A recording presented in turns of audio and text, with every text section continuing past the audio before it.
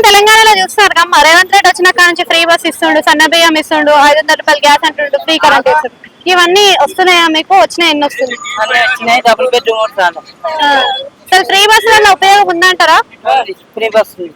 ఎందుకు అట్లా? ఏం ఉపయోగం ఉంది? ఏమో కాదు, రవీంద్ర రెడ్డి ఇచ్చాడు అన్ని. ఇప్పుడు రేవంత్ రెడ్డి వచ్చిన కాడ నుంచి చూస్తున్నారు పథకాలన్నీ కూడా. మరి రేవంత్ రెడ్డి పరిపాలన నచ్చిందా, కేసీఆర్ పరిపాలన నచ్చిందా మీకు?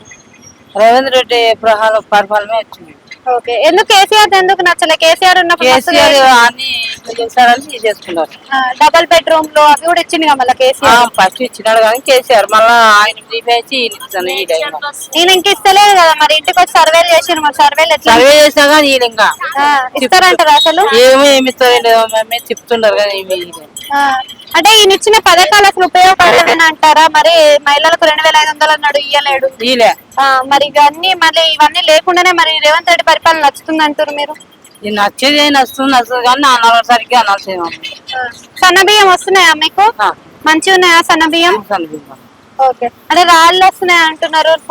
ఏమో రాలేదు, నేను ఆ బియ్యం ముట్టలేమ్మా. ఇంకా ముట్టలేదు. ఓకే, కేసీఆర్ బెస్టా రేవంత్ రెడ్డి బెస్టా అంటే ఒక మాటలో ఏం చెప్తారు? అంటే రేవంత్ రెడ్డి అంటే కేసీఆర్ మంచివాడు.